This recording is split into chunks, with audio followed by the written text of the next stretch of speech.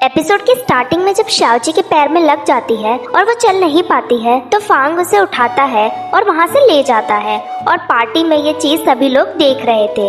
उनके जाने के बाद जब नाना जा रही थी तो हम देखते हैं कि अचानक से उसकी बॉडी मूव करना बंद कर देती है और वो पानी में गिर जाती है। अब ये कैसे हुआ ये तो आगे ही पता चलेगा।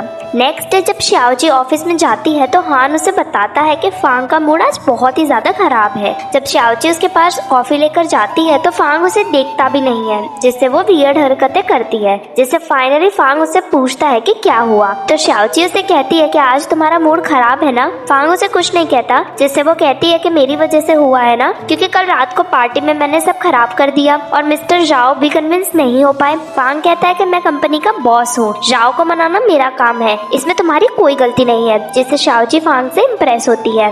घर जाकर शाओची जियोबू से कहती है कि उसे कैसे भी करके जाओ को कन्विंस करना ही होगा और जाओ से जाओ का एड्रेस ढूंढने को कहती है। तो जाओ भी मिस्टर जाओ का एड्रेस ढूंढती है। नेक्स्ट डे शाओची क्लीनर बनके उसके घर जाती है, लेकिन उसे अंदर से मिस्टर एंड मिसेस जाओ के लड़ने की आवाजें आती है। तभी मिस्टर जाओ डोर खोलता है और शाओची को इग्नोर करके वहाँ से चला जाता है और मिसेस जाओ शाओची को अंदर आने को कहती है और उसे वैक्यूम दे देती है घर क्लीन करने के लिए। तभी डोरबेल रिंग होती है, जहाँ शाओची देखती है कि फांग आया है, जिससे वो डर जाती है और साइड में छुप जाती है। जब मिसेस जाओ फांग को लेकर अंदर आती हैं और उसके लिए कॉफी लेने जाती हैं, तभी फांग की नजर शाओची पर पड़ती है, जो कंफ्यूज होता है कि वो वहाँ क्या कर रही है। फांग शाओची से कुछ पूछ पाए तभी वहाँ पे मिसेस जाओ वहाँ आ जाती है, जिससे दोनों प्रिटेंड करते हैं कि शाओची उसके घर भी क्लीनिंग करने आती है। जब मिसेस जाओ ऊपर कॉल करने जाती है तो शाओची और फांग भी उसके पीछे पीछे जाते हैं, जहाँ वो मिसेस जाओ को बातें करते हुए सुनते हैं। तभी फांग शाओची के बहुत ही क्लोज आ जाता है और दोनों एक दूसरे को देखते हैं। फिर फांग उसे याद दिलाता है कि उन्हें डिस्टेंस मेंटेन करना है, जिससे शाओची उससे दूर होती है।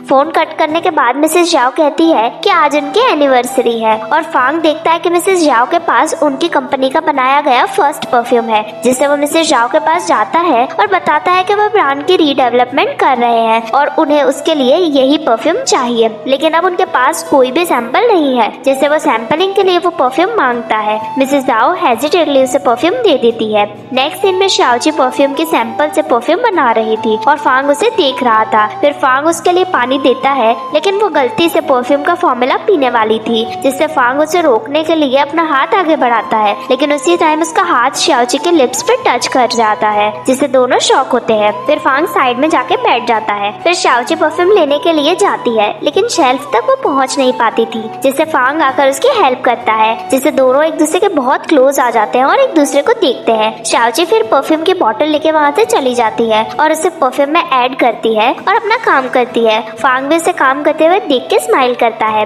नेक्स्ट दिन में जियोबू कंप्यूटर की हेल्प से अपना सिस्टम ठीक कर देती है, लेकिन जब वो अपने प्लेनेट पर सिग्नल भेजती है तो वो सेंड नहीं हो पाता है, जिससे वो कंफ्यूज होती है। घर आकर वो मेडिसिन खाने वाली थी, तभी शाओची आकर उसे रोकती है। जियोबू कहती है कि ह्यूमंस बीमार होने पर मेडिसिन खा के ठीक हो जाते हैं और मेरे भी सिस्टम में वायरस है, इसलिए मैं सिग्नल नहीं भेज पा रही हूँ। जियोबू अपसेट थी। शाओची से कहती है कि जब वो हार्मोन्स कलेक्ट कर लेंगे फिर वो सिग्नल भेज पाएंगे, तो टेंशन मत लो। शाओची के जाने के बाद जियोबू फिर से सिग्नल भेजने का ट्राई करती है, लेकिन वो ब्लॉक हो जाता है। यहाँ हम देखते हैं कि जो लड़का शाओची को पार्टी में मिला था उसके पास भी पावर्स है और वो ही है जो जियोबू का सिग्नल ब्लॉक कर रहा है। दरअसल वो भी केप टाउन से ही है और उसी ने लीडर को सजेस्ट किया था कि वो शाओची को अर्थ पर हार्मोन्स कलेक्ट करने के लिए भेजे और वो यहाँ शाओची की हेल्प करने के लिए आया है। इसीलिए उसने शाओची की इयररिंग्स भी ली थी और उसने नाना को पूल में भी गिराया था। नेक्स्ट डे शाओची फांग को दिखाती है कि उसने मिस्टर जाओ के हैंडराइटिंग कॉपी करके मिस्टर जाओ के लिए अपॉलॉजी लेटर लिखा है, जिससे फांग इम्प्रेस होता है। तभी वहाँ हान आता है। फांग उसे लेटर मिस्टर शाओ और मिस्टर शाओ को देने को कहता है,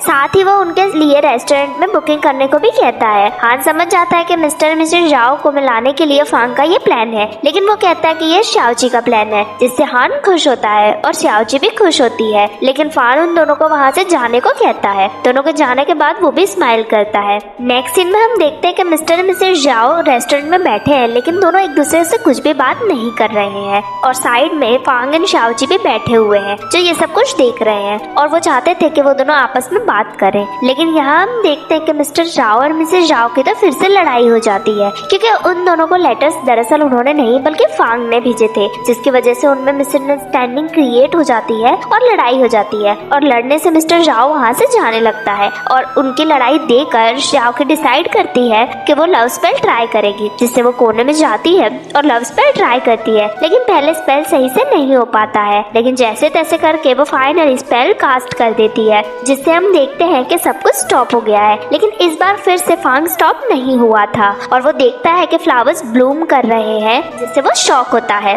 तभी सभी मूव करने लगते हैं। उसके बाद मिस्टर जाओ मिसेस जाओ के पास जाता है और दोनों हग करते हैं। सेम टाइम पे बाहर फायरवर्क्स भी होने लगते हैं, जिससे फांग तो शॉक होता है, लेकिन बाकी के सभी लोग वहाँ खुश होते हैं। दूसरी तरफ हम देखते हैं कि जियोबू लीक से मिलने आई है, क्योंकि आज उसका मूड बहुत ही ज्यादा अपसेट था। लेकिन तभी लीक को जाओ का कॉल आ जाता है, वो उससे बात करने लगता है और फिर से इस बार जियोबू उसकी हेल्प करती है। लेकिन बात करने के बाद ली का मूड बहुत ही ज्यादा अपसेट था। जाओ उससे पूछती है कि क्या हुआ, तो ली उसे कहता है कि बार बार उसे अपनी मदर से झूठ बोलना अच्छा नहीं लग रहा है। लेकिन जैसे ही वो अपनी मदर को बताएगा कि वो चाइना वापस आ गया है, उसकी मदर वापस से उसका ब्रेन वॉश करके उसे अमेरिका भेज देगी। जियोबू कहती है कि तुम्हें भी तो कितनी सारी प्रॉब्लम्स है, और वो अपसेट होती है और कहता है कि आज तुम्हारा मूड खराब था, ऐसा तो क्या हुआ। तो जियोबू कहती है कि मेरा मूड खराब था, लेकिन तुमसे मिलने के बाद मुझे अब अच्छा फील हो रहा है, जिससे ली खुश होता है। जियोबू कहती है कि मेरी लाइफ बहुत ही कॉम्प्लिकेटेड है, क्योंकि मैं जब से यहाँ आई हूँ तब से मेरे साथ कुछ भी अच्छा नहीं हो रहा है, और कहती है कि सिर्फ तुम ही वो पर्सन हो जो मुझे अच्छा फील करवा पाते हो।